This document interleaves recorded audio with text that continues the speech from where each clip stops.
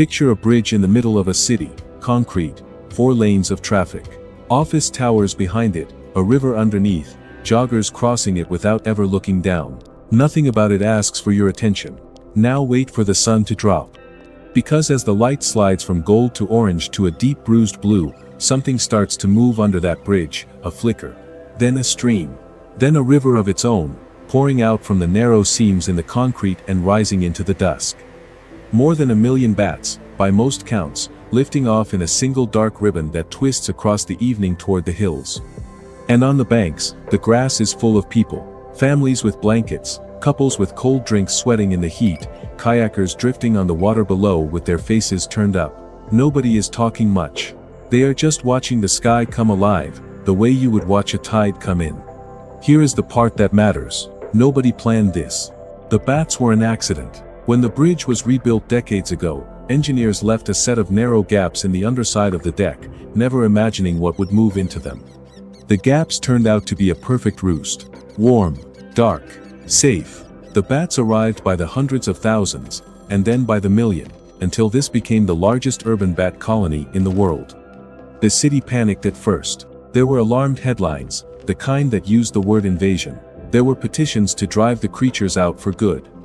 And then a biologist who actually understood bats, a man named Merlin Tuttle, sat down with frightened officials and patiently, stubbornly turned the fear into fascination. He pointed out the thing nobody had noticed. These animals were devouring tons of mosquitoes and crop pests every single night, for free. Most of them were mothers, each one raising a single pup born into the early summer heat. Slowly, the place changed its mind, and the thing it once tried to exterminate became the thing it loves most. And here is the tender part. These bats are not even permanent residents. They arrive each spring on the warm winds out of Mexico, raise their young through the long Texas summer, and pour out one last time on a cool autumn evening before riding the first cold front back south again. The whole nightly spectacle is on loan. Maybe that is exactly why the city never takes a single evening of it for granted. That is the most honest introduction to this city I can give you. Because this is a place built almost entirely out of things that were never supposed to be here, and simply refused to leave. Welcome to Austin, Texas. You have heard it called the live music capital of the world. You have seen the festivals, the murals, the lines of people in cowboy boots and vintage sunglasses, but the postcards skip the real story, and the real story is stranger and warmer than the brochures let on. So here is where we are going. We are going to follow the music that ran away from home, all the way to the bars where it still plays at 2 in the afternoon on an ordinary Tuesday. We are going to stand in a line that forms before sunrise for a plate of meat and salt and smoke. We are going to swim in cold spring water in the middle of downtown, sharing it with a creature that exists nowhere else on earth. And we are going to chase a single small word, weird, that an entire city decided was worth defending. Stay close. Because the longer you look at this place, the less it resembles the Texas in your head, and the more it looks like nowhere else at all. You feel it the moment you arrive. Drive in toward downtown and the road rises and the skyline appears all at once, glass towers stacked against low green hills, the pink dome of the old Capitol holding its ground among them. The air smells of warm cedar and, somewhere underneath it, smoke. Whatever is on the radio has a fiddle in it. Even the billboards along the highway seem to be advertising bands. You have not parked the car yet and the city has already started performing for you. Start downtown, after dark, on a night that is not a festival and not a weekend. Just a Tuesday. Stand on one corner of one street and close your eyes. From the open door on your left, a steel guitar is bending a note until it aches. From the bar across the street, a drummer answers, fast and loose and grinning. Somewhere down the block, a voice you cannot quite place is climbing over both of them. 3 bands. 3 rooms. 1 sidewalk. And it is a Tuesday. This is not an event. In this city, this is just the air. People here will tell you Austin has more places to hear live music, for its size, than just about anywhere in the country. They have been saying it so long that it became official.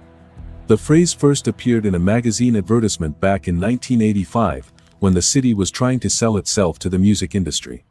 And in 1991, the city council made it law, voting to call Austin the live music capital of the world, a title you can still find in the records with a date stamped beside it. But a slogan is only the surface. And on this channel, the surface is where we begin, never where we stay.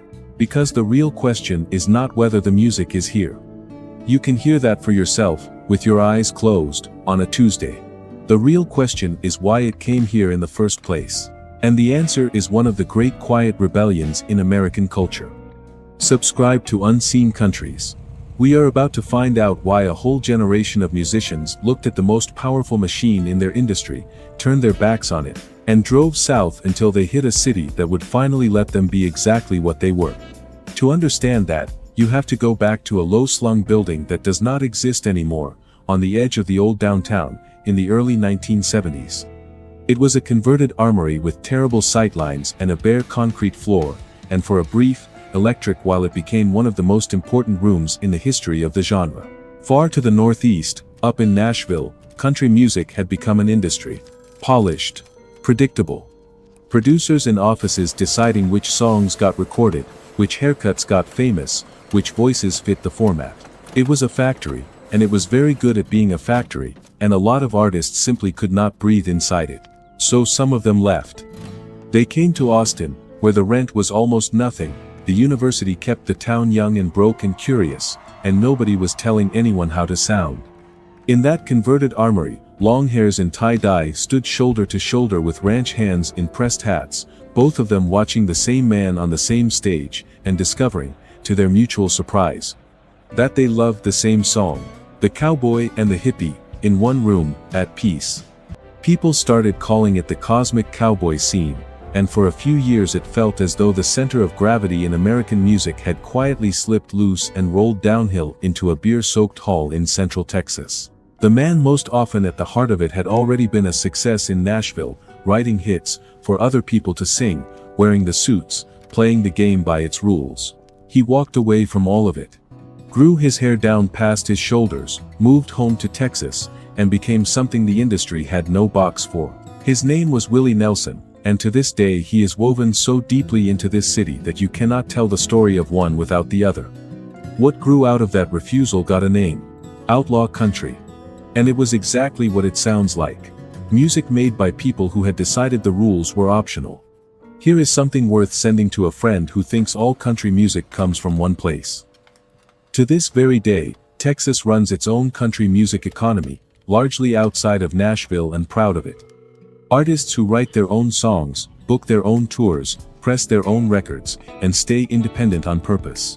They will tell you, with a perfectly straight face, that the polish is the problem. That a little dirt under the fingernails is the entire point. There is a name for that scene, there is a rivalry baked into it, and it has been simmering, friendly and fierce, for half a century.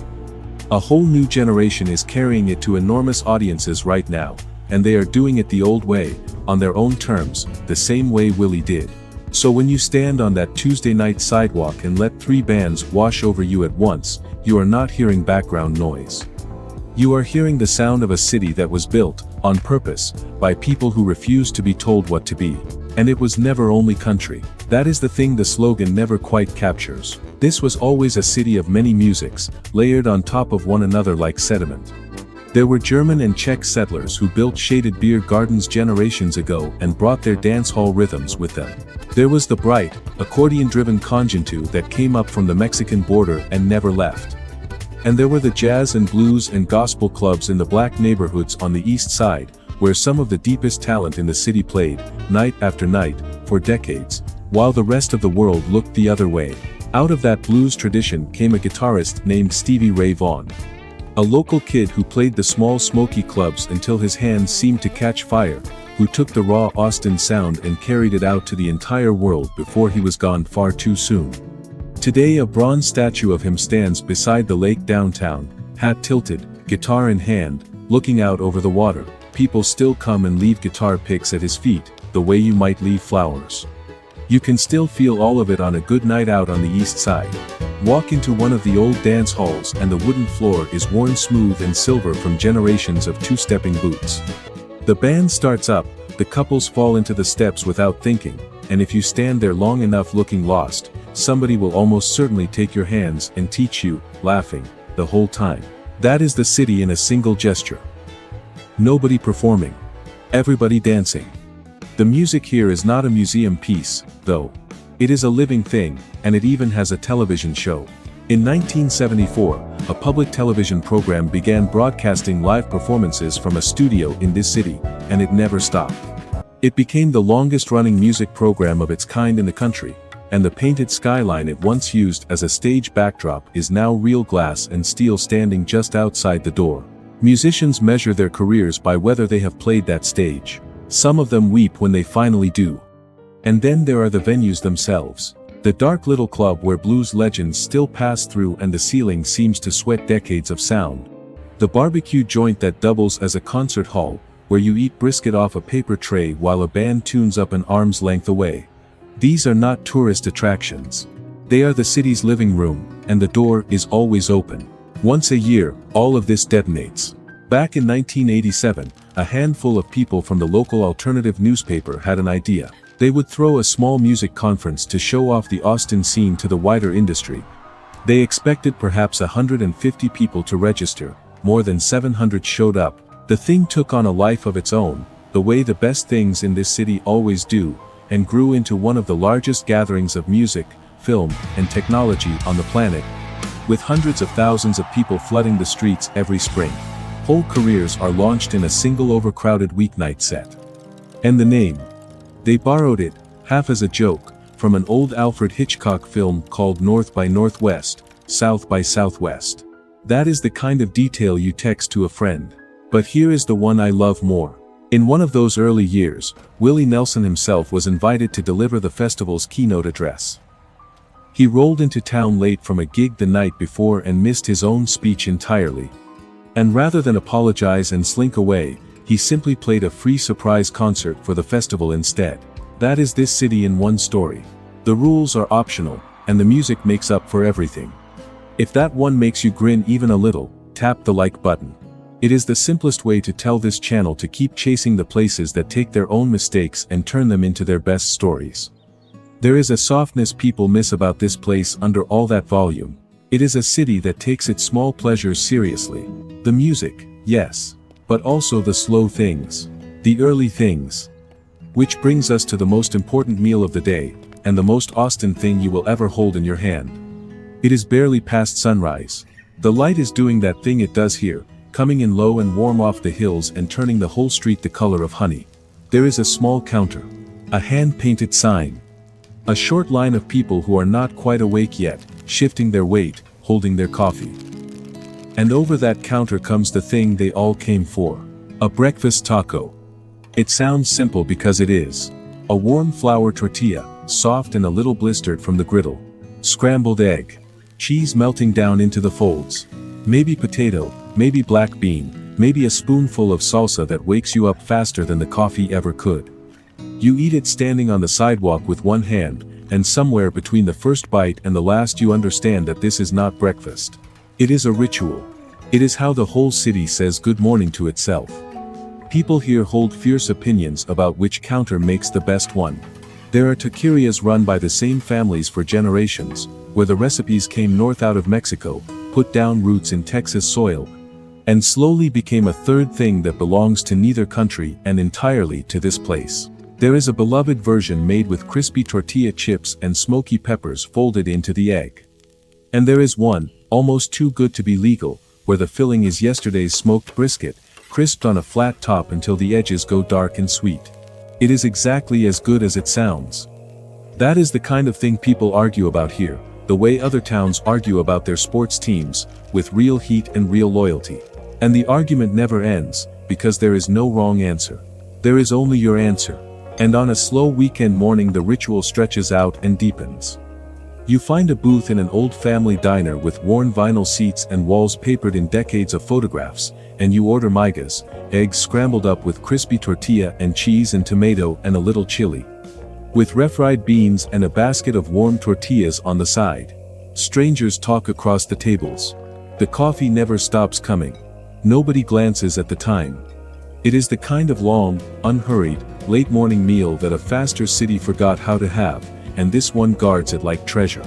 The food, like the music, mostly lives outdoors and on wheels. Half the best meals in this city come out of a trailer parked in a gravel lot, strung with festival lights, a few picnic tables scattered around it. You order at a window. You eat under the open sky. And whatever you ordered, somewhere on that table there is queso, the warm molten cheese dip that functions here as a kind of social glue, scooped up with a chip, while the sun goes down, and somebody's playlist drifts across the lot. Nobody is in a hurry. That is the whole idea. You learn the rhythm quickly here. In the long, warm months, and most of the months are warm, the middle of the day belongs to the sun. You move slowly. You find shade. You let the heat have its hours, and you do not argue with it. And then the evening arrives like a reward. The light goes soft and forgiving, the patios fill, the trailers light up, and the whole city wakes a second time. Life here happens early and late, on porches and patios and gravel lots, in the cool margins of the day. This is a place that has quietly organized its entire existence around pleasure, and it is not embarrassed about it. If breakfast is the city's gentle ritual, the afternoon belongs to something closer to a religion, and it asks for a pilgrimage.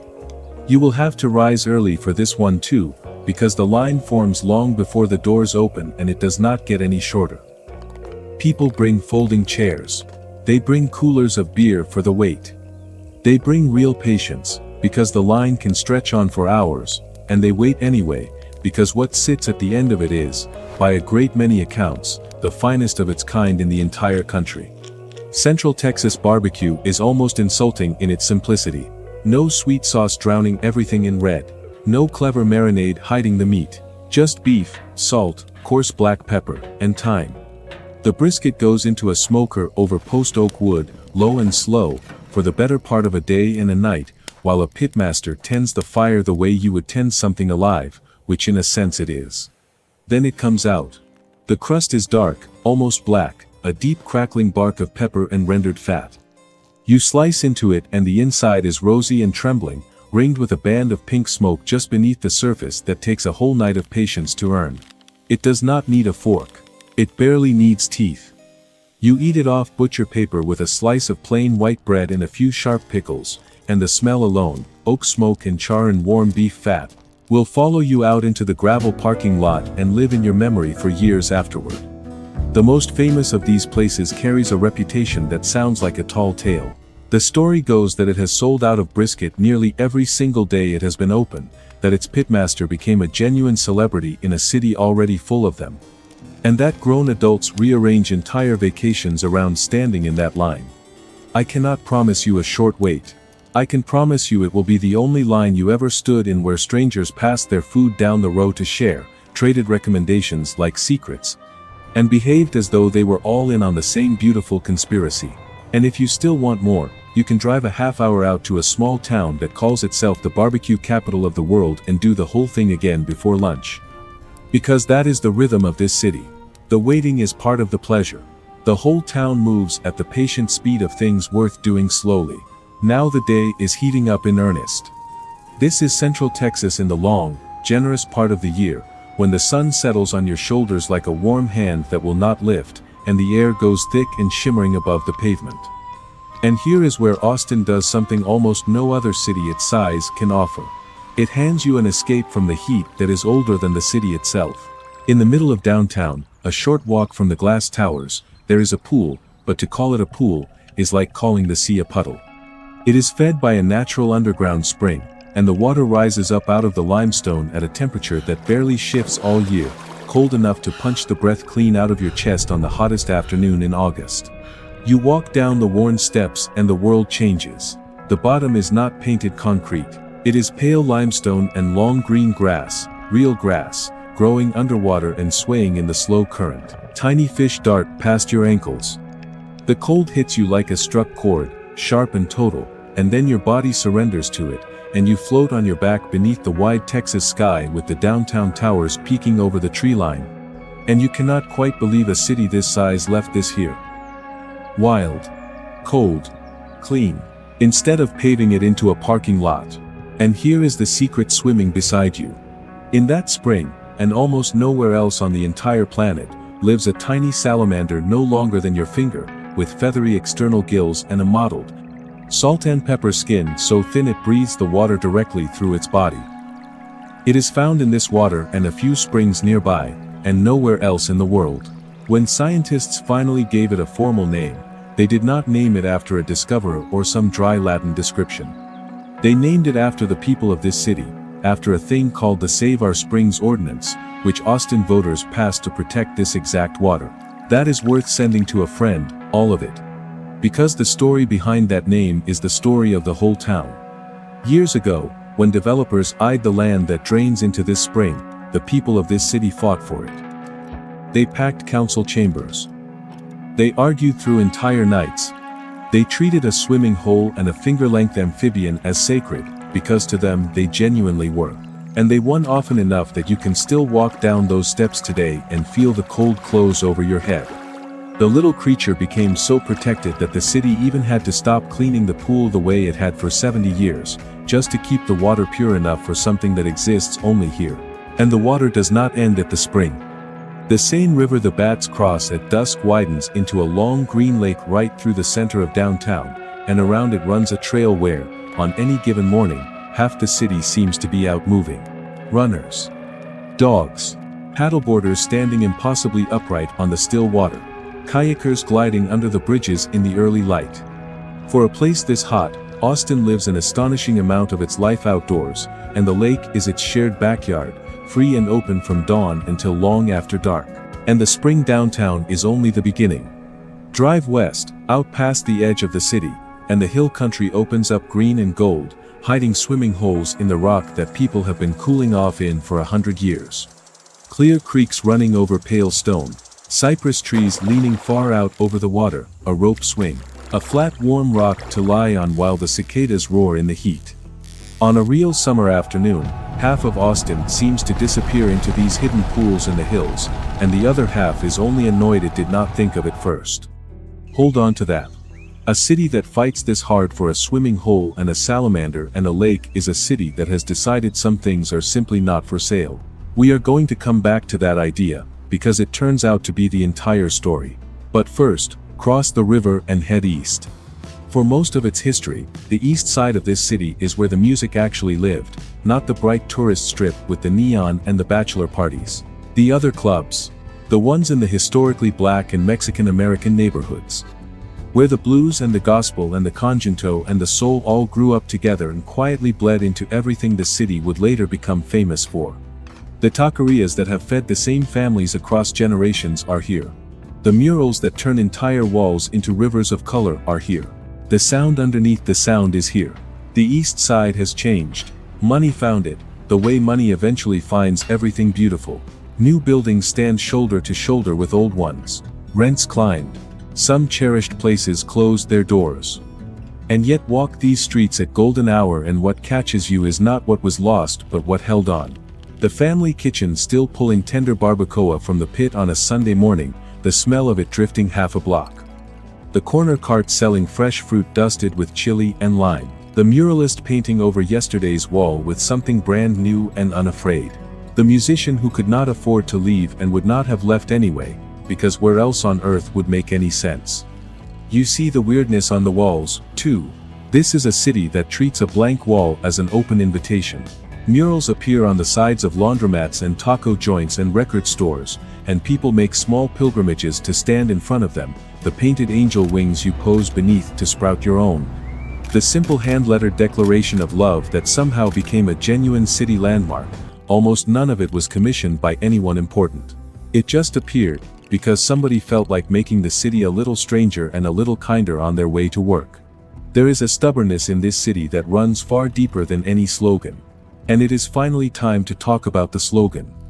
In the year 2000, a man named Red Wasanich called into a small, scrappy community radio station to give a donation to a show he loved. The host asked him, more or less, why he was bothering. And almost without thinking, he said he just wanted to keep Austin weird. That was it. An offhand line, tossed into a low-power radio show that almost nobody was listening to. But it landed squarely on something true, something a great many people had been feeling and had never found the words for. The town they loved was booming. Newcomers were pouring in by the thousands. The cheap, slow, slightly eccentric city that had given so many oddballs and dreamers and broke artists a place to belong was turning expensive and polished and ordinary, the way successful cities almost always do. So the phrase became a flag. People printed it on bumper stickers. A couple of beloved local shops used it to fight off a chain bookstore that wanted to move in downtown, and, against the odds, they won. Four little words turned into a rallying cry for buying local, staying strange, and refusing to let the place be sanded down into a copy of every other city. Other towns liked it so much they borrowed it for themselves. Here is the surprising part, the part most videos never reach. The phrase was never really about being quirky for its own sake, it was about resistance. It was a small city looking hard at its own runaway success and saying, out loud, that there were things about itself it would not trade for any amount of money. The independent musician. The $2 taco counter. The cold wild spring and the salamander in it. The local character who has been a neighborhood fixture for decades and answers to absolutely no one. Weird, here, means free. And the city has been tested on it, severely, because the boom never stopped. So here is the question this whole place keeps forcing, and I want you to sit with it before we go any further. When the money comes for a place, and it always comes, what does it owe the people who made that place worth wanting in the first place? Austin has been arguing about exactly that for 50 years, in public, with bumper stickers and ballot measures and council meetings that run long past midnight. What would you fight to keep, if your own hometown suddenly became the place everyone on earth wanted to move to? Tell me below. I read every single one. This was a quiet government and university town once. Then, back in the late 1960s, a giant technology company opened a facility here, and something shifted that never settled again. Over the following decades the trickle became a steady stream and then a flood. The biggest names in technology built sprawling campuses in and around the city. The hills earned a nickname that deliberately echoes a more famous valley out on the west coast. The population exploded, crane by crane. The money arrived in waves, the number of millionaires in the metro area more than doubled in a single decade, the city crossed 1 million residents for the first time. And for a long stretch this was one of the very fastest growing cities in the entire country. Even the racetrack on the edge of town pulls in hundreds of thousands of fans for a single roaring weekend. And the people kept coming, because of course they did.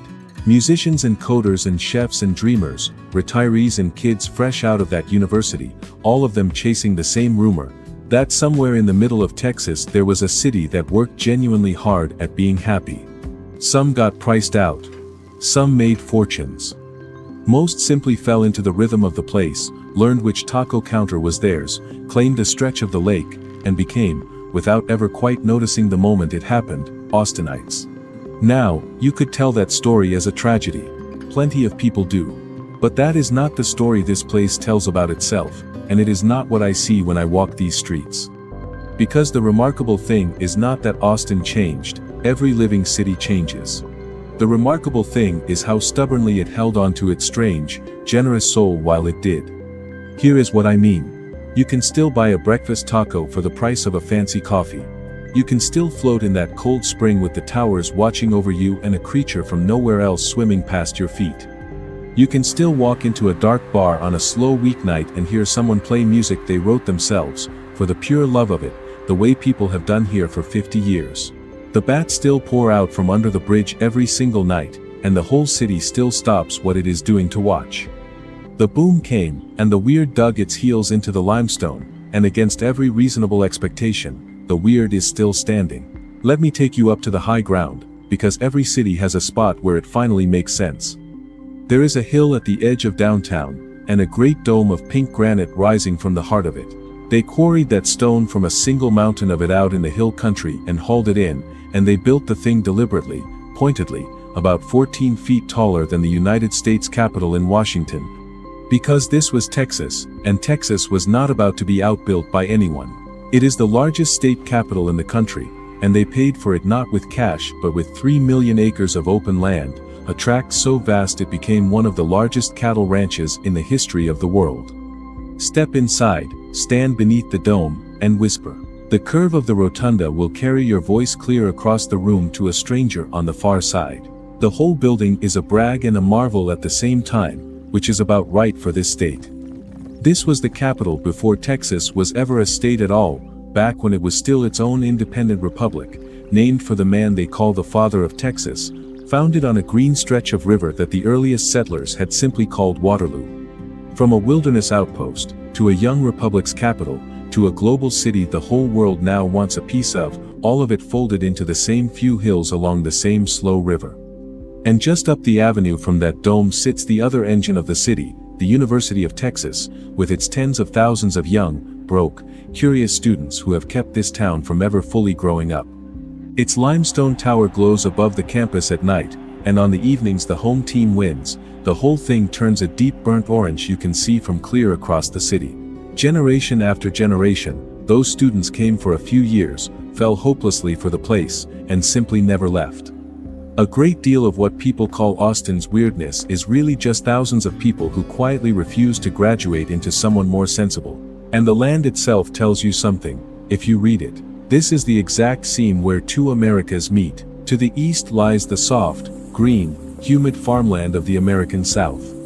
To the west begins the dry, rolling, rocky hill country, where clear rivers run over white stone and, for a few weeks every spring, whole fields go electric blue and red and gold with wildflowers under the live oaks. Austin sits right on that line. Half southern, half western, fully itself. It was always going to be a place where opposites had to learn to live in the same room. The cowboy and the hippie figured that out in a beer hall 50 years ago. The entire city is just that handshake, scaled up and set to music. Now let the sun go down one final time, because this is where everything we have seen gathers itself together, and this is the part I have been holding back. The heat finally breaks. The light stretches long and gold and then turns molten, pouring sideways down the streets, lighting up the limestone and the glass and the green ribbon of the river. People begin to drift toward the water again. The grass on the banks fills up. Kayakers slide quietly into position below the bridge, and if you are one of them, floating on the dark glass of the river, you will feel the emergence before you ever see it.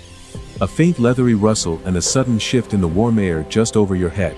And the whole city, for just a few held minutes, seems to breathe in at the same time. Then the bridge breathes out. The bats rise the way they have risen every night of every summer, a dark living ribbon unspooling against a sky on fire, pouring upward and outward toward the hills to hunt, on their way to eat thousands upon thousands of pounds of insects before dawn.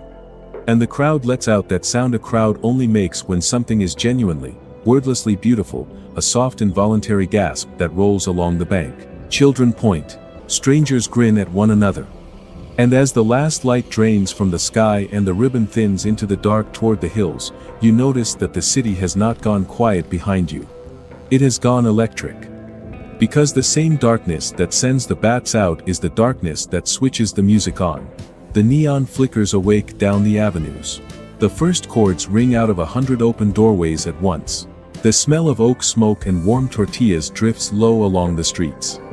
Somewhere a steel guitar bends a note until it aches, and somewhere across town a drummer answers, and the whole place tunes itself up for another long night of doing, slowly and stubbornly and joyfully, exactly what it pleases.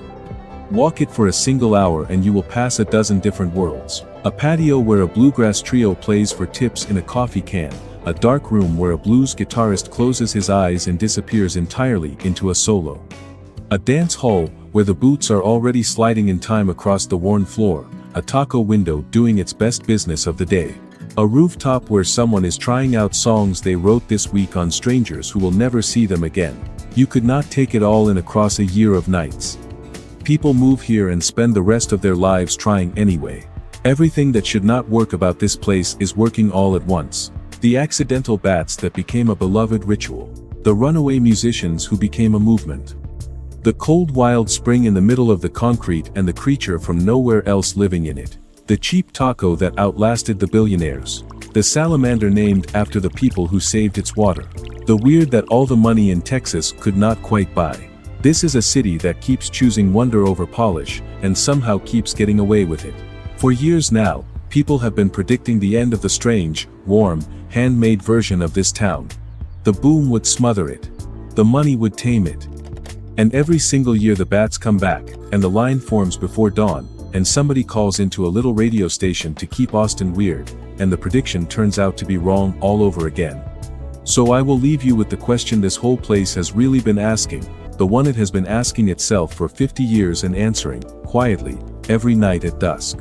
Everyone said the weird would die the moment the money arrived. Knowing everything you now know about this city, would you bet against a place that took a plague of bats and turned it into its favorite sunset? I would not. Not this one. Not ever. Subscribe, hit the bell, and I will see you on Unseen Countries.